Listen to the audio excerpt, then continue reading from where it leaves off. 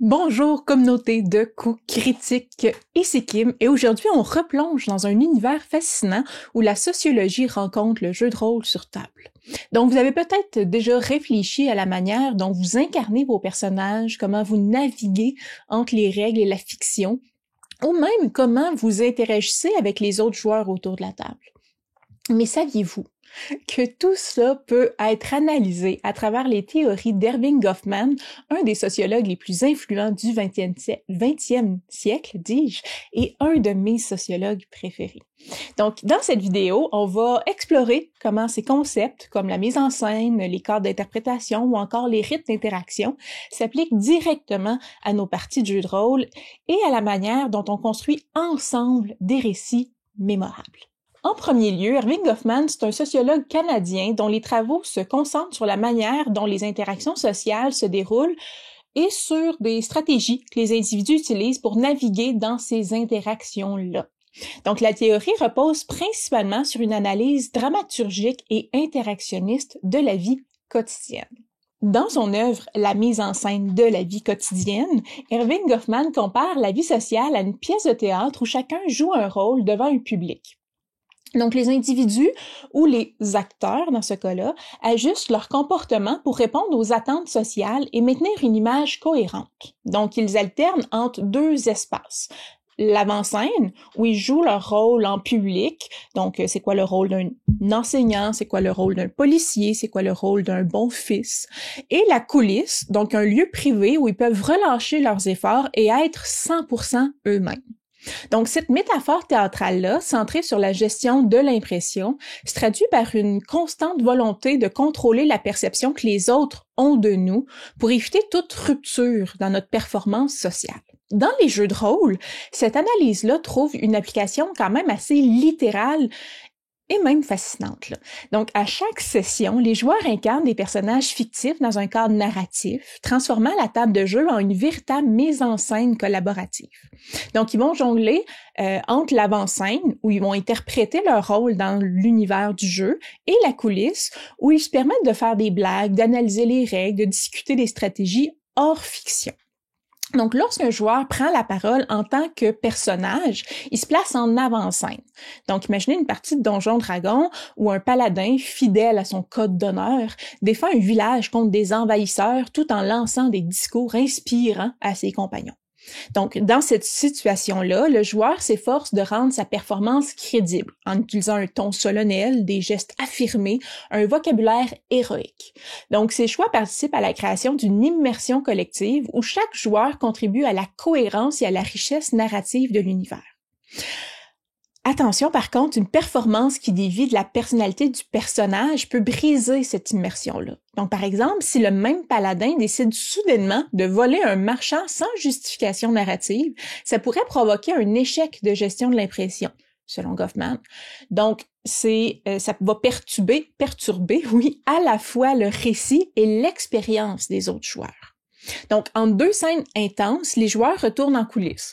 C'est des instants où on fait des blagues, où on vérifie justement une règle obscure qu'on n'était peut-être pas certain, ou encore qu'on discute des implications stratégiques d'un choix narratif qu'on vient de faire.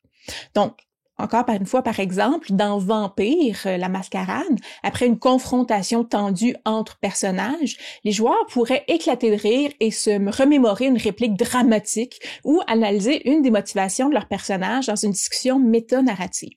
Donc, ces moments-là en coulisses permettent non seulement de souffler, mais aussi de renforcer la cohésion sociale entre les participants.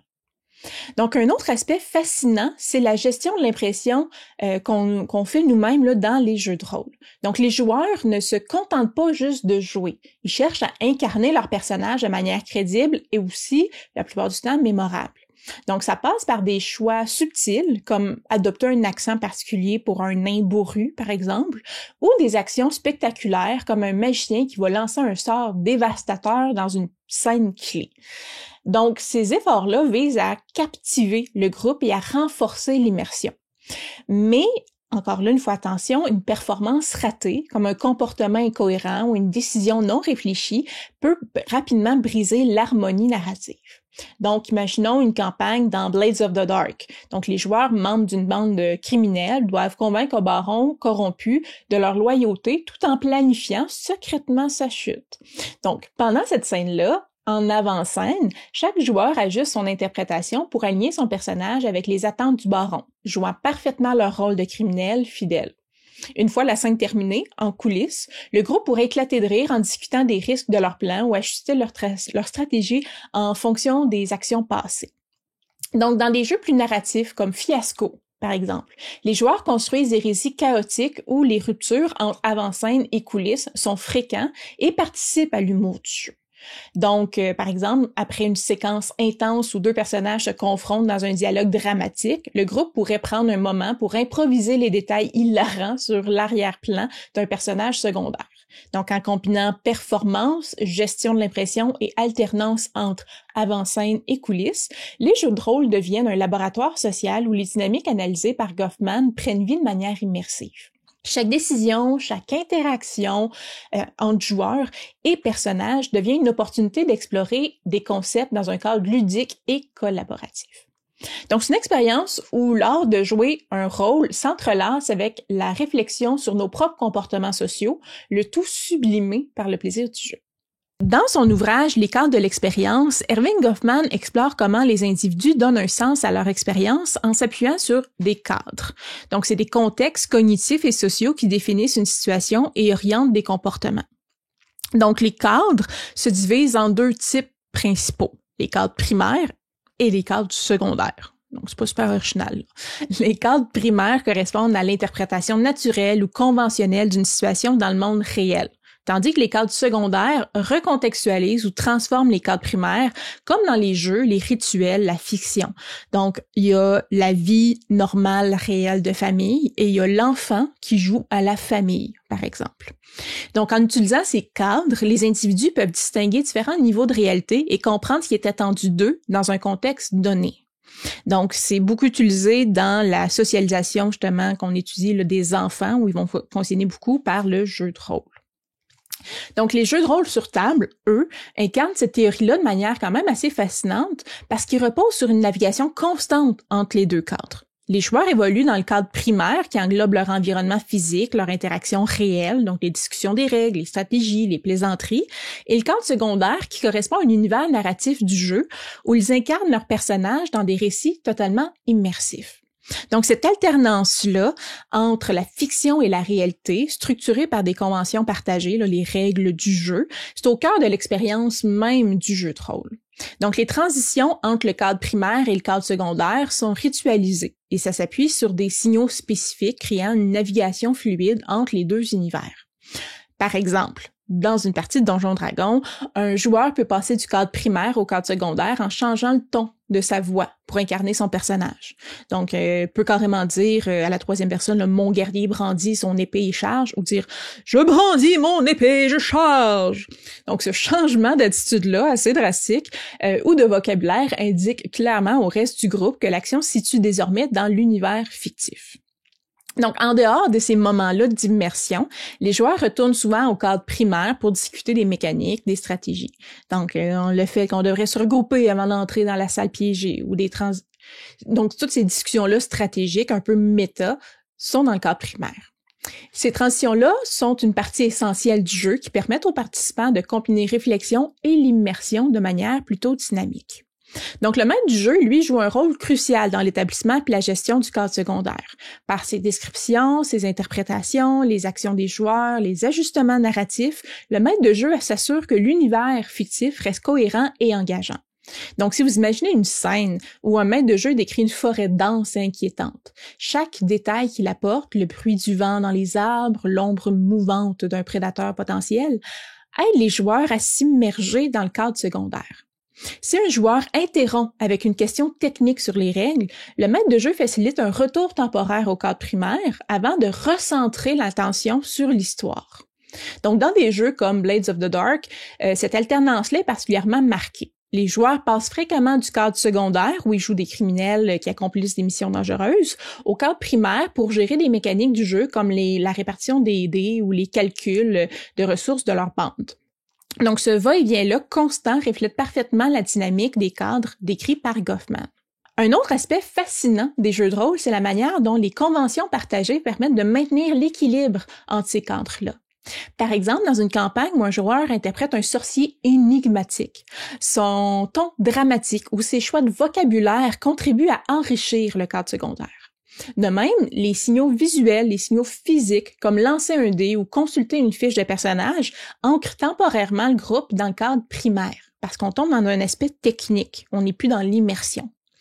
Dans les jeux narratifs comme Fiasco, les transitions entre les cadres sont encore plus fluides. Donc les joueurs, construisent des récits chaotiques et drôles dans le cadre primaire, donc des discussions sur les idées de scène, et le cadre secondaire, l'interprétation des personnages, se mélangent sans cesse. Les moments hybrides permettent une co-création immersive où les deux cadres se nourrissent mutuellement. Donc, les jeux de rôle se contentent pas, d'illustrer la théorie de Goffman. Ils permettent aussi d'expérimenter activement avec ces cadres-là. Par exemple, un maître de jeu pourrait volontairement introduire des ruptures dans le cadre primaire et secondaire pour créer des moments de surprise ou d'humour, comme un personnage non-joueur qui brise le quatrième mur en faisant référence aux actions des joueurs dans un cadre primaire.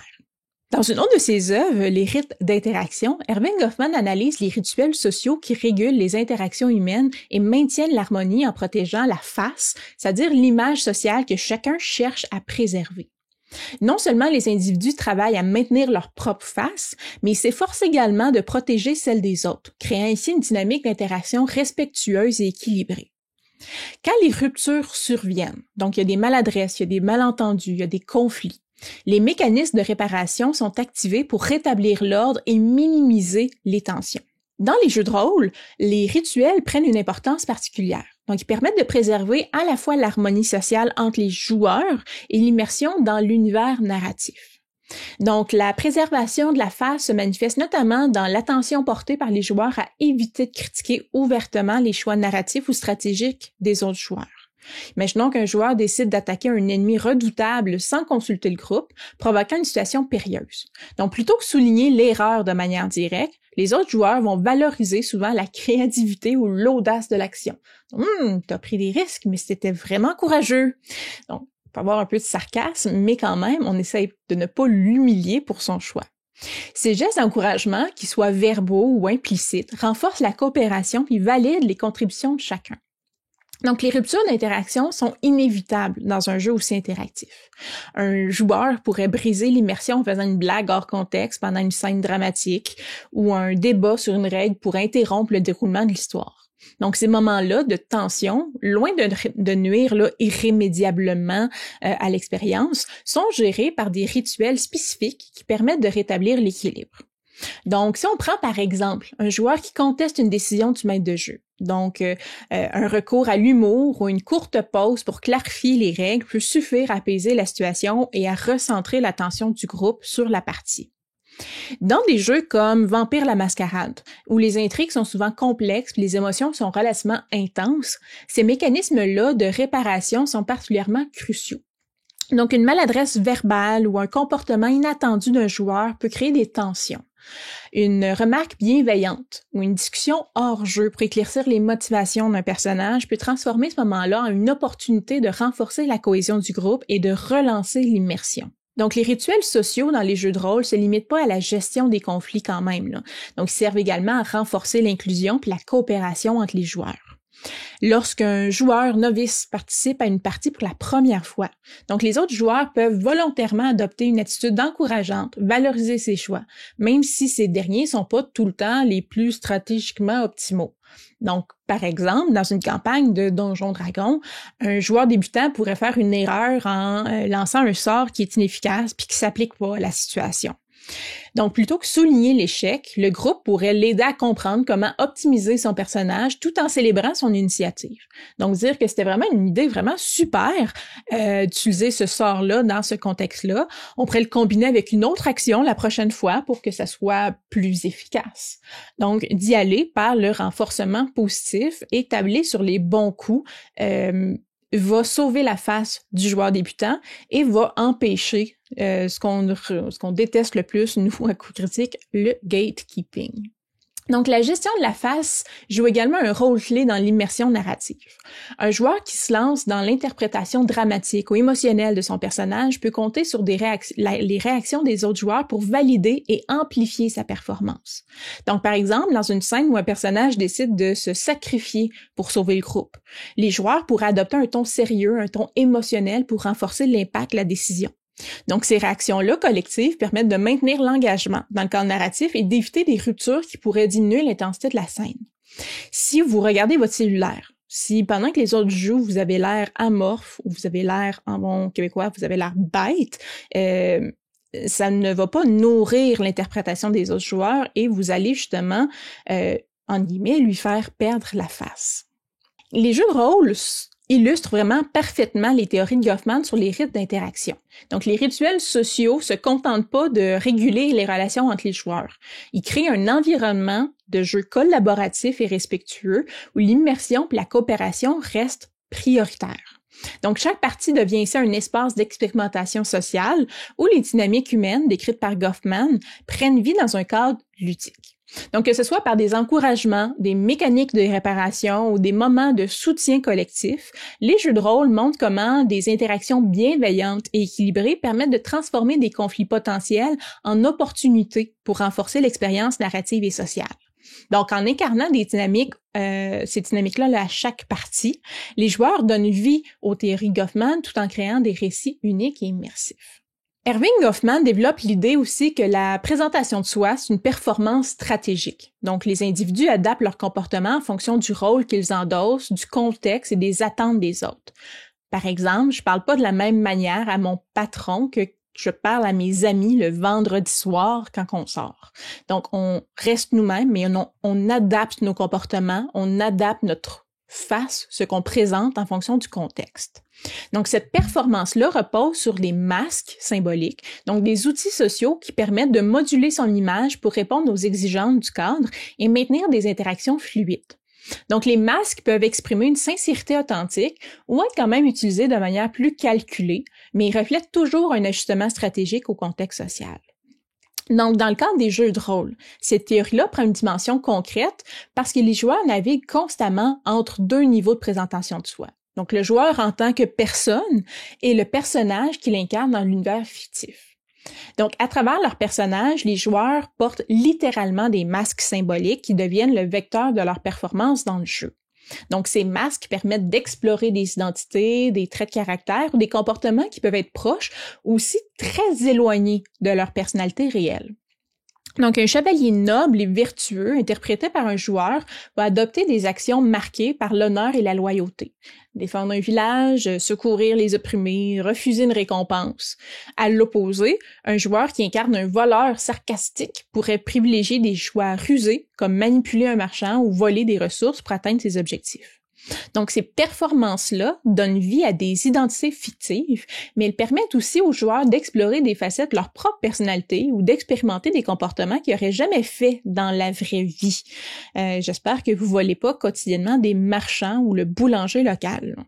Donc, si on prend un exemple concret dans Vampire la Mascarade, un joueur interprétant un vampire aristocratique de la Camarilla pourrait incarner un masque de politesse et de sophistication pour séduire ou manipuler d'autres personnages.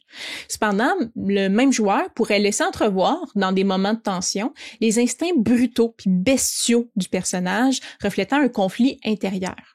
Donc, les oscillations entre le masque subtil et les dérapages révèlent une richesse narrative qui illustre parfaitement la présentation de soi selon Goffman. Donc, dans les jeux de rôle, la performance du joueur oscille entre une sincérité immersive et une approche plus stratégique. Lorsque le joueur s'investit pleinement dans son personnage, il va adopter des actions qui reflètent fidèlement ses traits. Donc, un sorcier arrogant pourrait refuser d'admettre une erreur, même si ça complique la situation. Donc, cette immersion-là doit coexister avec la nécessité de prendre en compte les contraintes du jeu. Par exemple, un joueur pourrait choisir une action plus optimisée pour maximiser ses chances de réussite, tout en restant fidèle aux motivations de son personnage. Ces tensions-là entre immersion et stratégie sont particulièrement visibles dans les jeux comme Blades in the Dark, où les joueurs incarnent des criminels qui jonglent entre leur rôle dans la bande, donc le masque stratégique, et leurs ambitions personnelles ou leurs dilemmes moraux, donc c'est le masque narratif. Par exemple, un joueur pourrait trahir un allié pour gravir les échelons du pouvoir tout en justifiant cet acte-là par des motivations profondes liées à son personnage. Les masques portés dans les jeux de rôle sont pas que des outils narratifs non plus. Ils permettent aussi aux joueurs de s'interroger sur eux-mêmes. Jouer un personnage peut révéler des traits inattendus ou offrir une catharsis pour des joueurs. Donc, un joueur timide dans la vie quotidienne pourrait incarner un barbare extraverti et téméraire, testant une facette de sa personnalité qu'il explore rarement. À l'inverse, quelqu'un de très sociable pourrait choisir d'incarner un personnage réservé ou taciturne, explorant les dynamiques de l'introspection. Donc, les jeux de rôle illustrent la nature collective de la présentation de soi. Chaque joueur ajuste sa performance non seulement en fonction de son personnage, mais aussi en réponse aux actions des autres.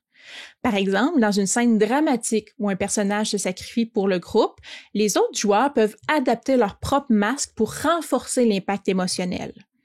Donc, un joueur cynique pourrait, pour une fois, exprimer de la gratitude, ou un sorcier stoïque pourrait montrer une rare vulnérabilité. Donc, ces interactions-là collectives enrichissent la narration et créent une expérience partagée où chacun contribue à une mise en scène dynamique et unique. Dans son ouvrage Stigmate, Erving Goffman explore les expériences des individus porteurs d'un stigmate, un attribut qui les discrédite aux yeux des autres. Donc, ces stigmates-là, qui soient visibles comme un handicap physique ou cachés comme une orientation sexuelle ou un passé qu'on cherche à garder secret, comme un passé où on a été incarcéré pour un prisonnier, par exemple, va affecter profondément la manière dont les personnes naviguent dans leur interaction sociale. Donc, pour réduire l'impact de leur stigmate sur leur identité perçue par les autres, les personnes vont adopter diverses stratégies, vont dissimuler, réinterpréter ou mettre en avant d'autres qualités. Dans les jeux de rôle, les dynamiques trouvent une expression, ces dynamiques-là vont trouver une dimension assez intéressante dans le principe narratif. Donc, dans les récits fictifs des personnages, dans les interactions sociales réelles entre les joueurs, on peut jouer sur ces facettes-là des stigmates. Donc, les jeux de rôle deviennent ainsi un espace unique pour explorer ces stigmates-là, leur implication et les stratégies pour y faire face, tout en promouvant des valeurs d'inclusion et de respect entre joueurs. Donc, les stigmates sont souvent au cœur des quêtes et des arcs narratifs des personnages dans les jeux de rôle. Si on prend par exemple un classique, là, un orque rejeté par les sociétés humaines à cause de ses origines. Donc, le personnage pourrait lutter pour prouver sa valeur tout en affrontant des préjugés constants. Les interactions avec les autres personnages non-joueurs et les choix narratifs offerts par le maître de jeu permettent d'explorer des thèmes profonds comme la marginalisation, la résilience et la quête d'acceptation.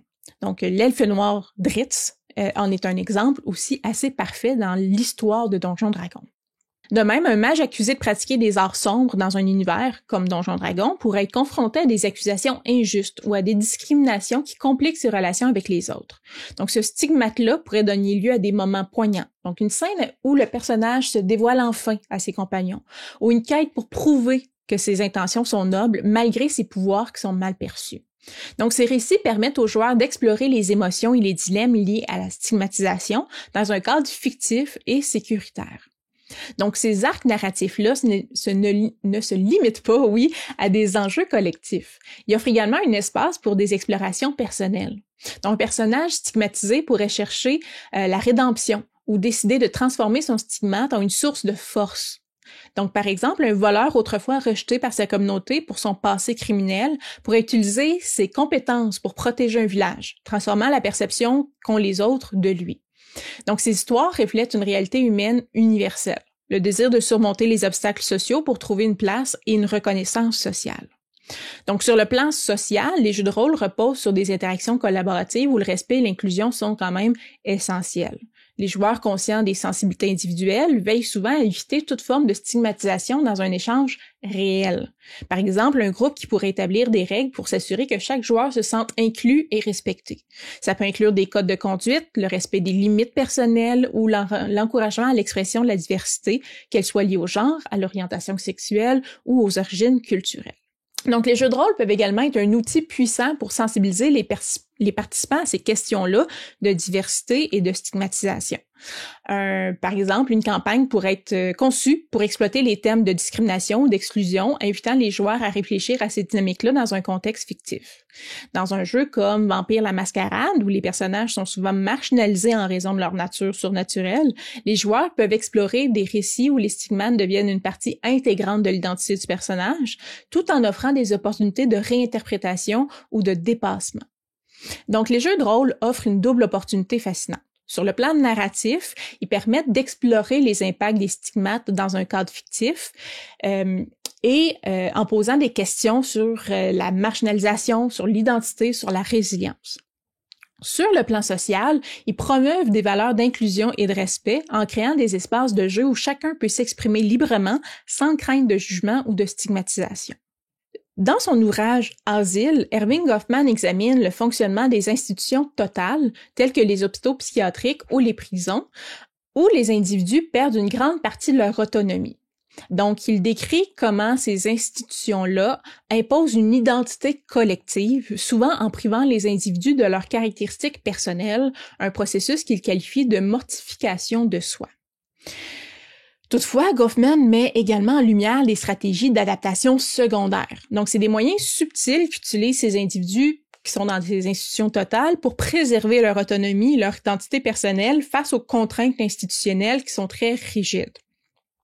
Dans les jeux de rôle, bien que ça soit des activités, on s'entend collaboratives et ludiques et on n'est pas contraint de participer, là, les jeux de rôle vont quand même partager certains parallèles avec les dynamiques des institutions sociales. Donc, ils peuvent être vus comme des institutions en miniature, structurées par des règles explicites, qui définissent ce qui est possible ou acceptable dans l'univers fictif. Donc, les règles, bien que nécessaires pour garantir une cohérence collective puis orienter les comportements des joueurs, créent également des contraintes pour lesquelles les joueurs développent leur propre forme d'interprétation ou d'adaptation secondaire. Donc, dans les jeux de rôle, les règles établissent un cadre collectif, déterminent comment les combats se déroulent, c'est quoi les actions que les personnages peuvent faire, comment les événements narratifs sont résolus. Donc, le cadre fonctionne comme une sorte de norme sociale qui guide les comportements des joueurs et impose une cohérence à l'histoire partagée. Encore une fois, par exemple, dans Donjons Dragons, les règles de mouvement ou de magie peuvent limiter des choix tactiques des personnages, alors que les mécaniques de résolution des actions, là, comme les lancers de dés, encadrent ce qui est possible. Par contre, tout comme dans les institutions totales étudiées par Goffman, ces contraintes-là ne sont pas toujours acceptées passivement. Il y a des joueurs, dans leur quête d'autonomie, qui trouvent des moyens créatifs de s'adapter, de contourner ou de réinterpréter ces règles-là. Donc, les joueurs peuvent développer des adaptations secondaires pour préserver leur autonomie et enrichir leur expérience narrative. Donc, par exemple, un joueur pourrait exploiter une faille dans une mécanique pour réaliser une action inattendue, comme utiliser une capacité de manière détournée pour surmonter un obstacle. Dans une campagne, par exemple, de Blades of the Dark, un groupe pourrait élaborer un plan ingénieux qui combine des mécaniques de jeu et des improvisations narratives, défiant les limites initialement imposées par le système. Un autre exemple, c'est l'introduction de solutions narratives inventives qui ne sont pas explicitement prévues par les règles. Donc, un joueur pourrait, par exemple, proposer une négociation audacieuse avec un ennemi plutôt que de s'engager dans un combat classique. Donc, ces moments reflètent une volonté de préserver la liberté individuelle dans un cadre collectif, tout comme les adaptations secondaires des individus dans les institutions totales. Donc, ces dynamiques-là vont illustrer parfaitement les tensions entre contrôle social et autonomie individuelle décrites par Goffman. Donc, le maître du jeu, en tant que garant des règles et de la cohérence narrative, agit comme une figure d'autorité dans ce microcosme institutionnel. Les joueurs, eux, par leurs choix créatifs et leur stratégie d'adaptation, vont introduire constamment de nouveaux éléments qui défient ou qui enrichissent les contraintes initiales. Par exemple, dans une campagne où les règles interdisent techniquement certaines actions, un joueur pourrait persuader le maître de jeu d'autoriser une exception, enrichissant l'histoire. Donc, imaginez un scénario où un voleur, limité par les mécaniques de crochetage et d'outils de voleur, propose une méthode inventive pour contourner une porte qui est verrouillée. Donc, ce genre d'interaction-là va refléter l'équilibre entre le respect des normes collectives et l'affirmation de la créativité individuelle. Donc, les jeux de rôle ne sont pas seulement des jeux. Ils deviennent un espace d'expérimentation des dynamiques sociales. Chaque session met en scène des interactions où les joueurs jonglent entre le respect des contraintes, les règles, et l'affirmation de leur liberté narrative. Donc, ces moments-là capturent en miniature, on s'entend là, les mécanismes de contrôle et d'adaptation secondaire décrits par Goffman dans les institutions totalitaires. En somme, Goffman propose une vision interactionniste de la société où les individus jouent des rôles, gèrent leurs impressions et ajustent leur comportement en fonction des cadres sociaux. Donc, ces concepts comme la présentation de soi, la gestion de la face et les cadres d'interprétation ont profondément influencé la sociologie, la psychologie sociale et l'analyse des interactions humaines. Donc, les théories de Goffman éclairent les mécaniques sociaux et narratifs des jeux de rôle en montrant comment ces jeux reproduisent, vont amplifier ou subvertir les dynamiques sociales de la vie quotidienne. Donc voilà, communauté de coups critiques, on arrive à la fin de cette aventure sociologique dans le monde des jeux de rôle. Donc, on a vu comment les théories de Goffman, de la mise en scène à la gestion des cadres, éclairent nos pratiques de jeu et nos interactions autour de la table. Donc, que ce soit dans la manière dont on incarne nos personnages, qu'on gère les transitions entre la fiction et la réalité, ou même qu'on collabore pour créer des récits immersifs, Goffman nous offre une nouvelle façon de réfléchir à ce qui rend le jeu de rôle si unique. Donc, si cette vidéo-là vous a donné de nouvelles perspectives sur vos parties ou vous a simplement inspiré, n'hésitez pas à nous le dire en commentaire. Je suis tout le temps super intéressée à lire vos commentaires et à vous répondre. Si vous voulez continuer d'explorer les liens entre la sociologie et le jeu de rôle, faites-nous le savoir aussi. Pensez à faire un petit pouce en l'air sur la vidéo, à vous abonner à la chaîne si c'est pas déjà fait, et vous pouvez même activer la cloche pour ne rien manquer à nos futures aventures. Donc, merci d'avoir partagé ce moment avec moi, et surtout, n'oubliez pas, le véritable rôle qu'on joue, c'est celui de créer ensemble des mondes extraordinaires. Donc, à très bientôt, et bon jet de dés. Bye!